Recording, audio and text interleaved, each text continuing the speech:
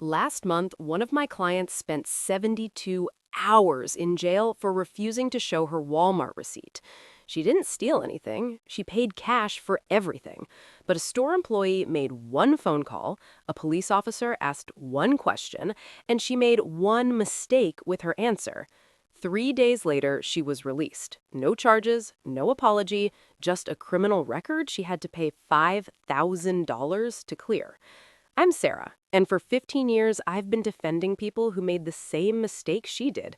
And I'm about to show you the 4 sentences that could have kept her out of that cell. Because what happened to her is happening right now, somewhere in America, to someone who has no idea they're about to lose everything. And it could be you. Her name is Elena, and what happened to her is happening every single day across America. By the end of this video, you will know exactly what to say to protect yourself, because I'm going to give you the word-for-word script that could be the difference between walking out free or walking out in handcuffs. But first, you need to understand something. The store is lying to you. March 14th, 2024, 6:47 p.m. Elena Martinez, a 34-year-old graphic designer, walks into a Best Buy in Phoenix, Arizona. She needs a monitor for a client deadline. She finds a $380 LG ultrawide. She pays cash at the self-checkout. The receipt prints. She folds it and puts it in her purse, a large leather bag with her laptop, her wallet, and about a dozen other things inside. She grabs the monitor box and heads for the exit. This is where her nightmare begins. A store employee in a blue vest, let's call him David, steps in front of her. "Ma'am, I need to see your receipt." Elena is on a work call with a client, earbuds in. She shakes her head and tries to walk around him. David grabs the shopping cart. "Ma'am, you need to stop. Store policy." Elena ends the call. She's frustrated. "I paid for this. I'm leaving." "Then show me the receipt," David says, louder now. Other customers are staring. Elena feels her face flush. She's embarrassed. She's angry. "I don't have to show you anything," she says. And here's the thing. She's right. But David doesn't care. He pulls out his radio and says, "I need police to the front entrance. Possible shoplifter refusing to comply." 45 seconds later, Officer James Harding arrives. He's off duty, working security at the store for extra cash. "Ma'am, step back from the cart," he says. His hand rests on his belt. "I bought this. I have the receipt. I just don't have to show it to him." "Ma'am, stop resisting and show me the receipt, or I'm detaining you." Elena, now shaking, says, "Fine, it's in my purse." She reaches for her bag. Officer Harding grabs her wrist. "Don't reach for anything. Put the bag down." He takes her purse. He opens it. He dumps the contents on the customer service counter.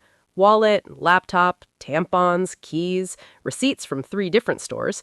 He finds the Best Buy receipt. Everything matches. Elena didn't steal a thing.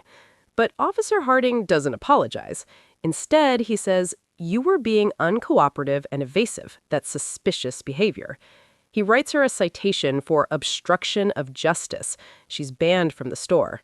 3 weeks later, the charges are dropped, but only after she hires a lawyer.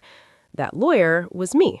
So let's break down every single thing that went wrong here and what Elena should have said, because this case shows the exact trap most people fall into. Mistake number 1. Elena didn't understand the difference between the store employee and the police officer. David, the store employee, is a private citizen. Officer Harding is a government agent. The Constitution protects you from the government. The Fourth Amendment does not apply to Best Buy. Best Buy cannot violate your constitutional rights because Best Buy is not the government. But here's what they can do. Most states have something called shopkeeper privilege. This law says a store can detain you if, and this is critical, if they have reasonable belief that you stole something. What's reasonable? Courts have said reasonable means 4 things. First, they saw you take the item. Second, they saw you conceal it. Third, they saw you pass the registers without paying. And fourth, they never lost sight of you. Just walking out with a bag? Not reasonable. Refusing to show a receipt? not reasonable. In fact, in a 2019 case in Colorado, a court ruled that refusal to comply with a voluntary receipt check cannot, by itself, create reasonable suspicion of theft. So David, the employee, had no legal right to stop Elena. But Officer Harding? Different story. Officer Harding is bound by the Fourth Amendment. To detain Elena, he needs reasonable suspicion. Reasonable suspicion comes from a Supreme Court case called Terry versus Ohio. It means the officer must have specific and articulate facts that a crime is happening. Was Elena's refusal a specific fact? No. Was her evasive behavior? Maybe, if the officer is lying or exaggerating. Here's what actually happened. David told Officer Harding she refused the receipt check and tried to leave quickly. That's it. That's all he had.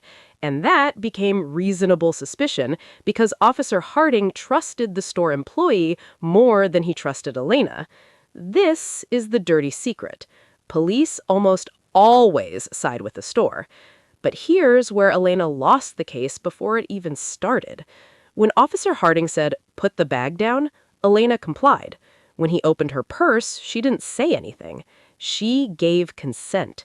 Even if the stop was illegal, the moment she allowed the search, it became legal. Consent wipes out almost every Fourth Amendment violation. And here's the trap. Officers are trained to make it seem like you don't have a choice. Just let me check real quick so you can go. If you have nothing to hide, this will be fast. Don't make this difficult. It sounds like a command, but legally, it's a request. And Elena said yes. So here's what Elena should have said, word for word. Scenario 1. Store employee stops you. The employee says, "I need to see your receipt."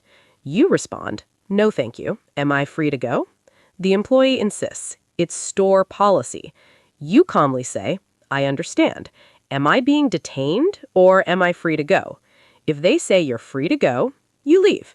If they physically block you, you say, "I do not consent to being detained. I need to know what crime you believe I committed." Do not argue. Do not explain. Just ask the question. Then say nothing else. Scenario 2. Police arrive. The officer says, "Stop. I need to see your receipt and check your bags." You ask, "Officer, am I being detained or am I free to go?" The officer responds, "You're being detained." You say, "I do not consent to any searches. I'm invoking my Fifth Amendment right to stay silent. I want to speak to my lawyer." Then you stop talking. Do not say, "I didn't steal anything." Do not say, "This is ridiculous." Do not say, "I have the receipt right here." Every word you say gives them more ammunition. Silence protects you. Now, I know what you're thinking. "Sarah, if I say that, won't they arrest me?" Maybe, but here's the truth. If they're going to arrest you, they're going to arrest you anyway. Your words won't stop a bad cop, but your words will protect you in court. If you stay silent and refuse consent and they search you anyway, that's an illegal search. That means, first, any evidence gets thrown out. Second, you can sue for civil rights violations. Third, you might get a settlement in the 5 or 6 figures. But if you consent, you lose everything. Quick note, what if the alarm goes off? Beep, beep, beep at the door? That does give them reasonable suspicion to investigate. It's a specific, articulable fact. But investigating doesn't mean searching your personal belongings. You can say, "I think a security tag was left on. You can check the items I purchased, but I do not consent to a search of my personal belongings." This separates the store's merchandise from your private property. One more critical thing. Costco, Sam's Club, BJ's. When you signed up, you signed a contract that says you agree to receipt checks. If you refuse at Costco, they can revoke your membership and ban you. If you refuse to leave after being banned, that's trespassing. So at membership clubs, just show the receipt. It's not worth it. But Walmart, Target, Best Buy, no membership, no contract, no obligation. Here's how Elena's case ended.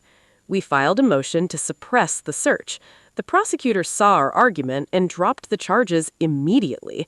Then we filed a federal civil rights lawsuit under Title 42, United States Code, Section 1983. Best Buy settled for $18,000. The police department revised their training, Officer Harding got a written reprimand, and Elena got her weekend back, sort of. Listen, I've been doing this for 15 years. I've seen people go to jail for refusing a bag check. I've seen people consent to searches that destroyed their lives. And I've seen people walk out free because they knew 5 sentences. The law is on your side, but only if you know how to use it. So here's my challenge to you. Screenshot this next part. Save it in your phone. Number 1, am I being detained or am I free to go? Number 2, I do not consent to any searches. Number 3, I'm invoking my Fifth Amendment right to stay silent. Number 4, I want to speak to my lawyer. That's it. 4 sentences. Memorize them. Because the next time you're at that exit door and someone demands your receipt, you'll know exactly what to say. Your rights don't end at the sliding doors, but they only work if you know how to use them. Drop a comment if this happened to you. Share this with someone who needs to see it. And if you want me to break down what to do if police ask for your ID, let me know below. Stay safe, stay educated, and I'll see you in the next one.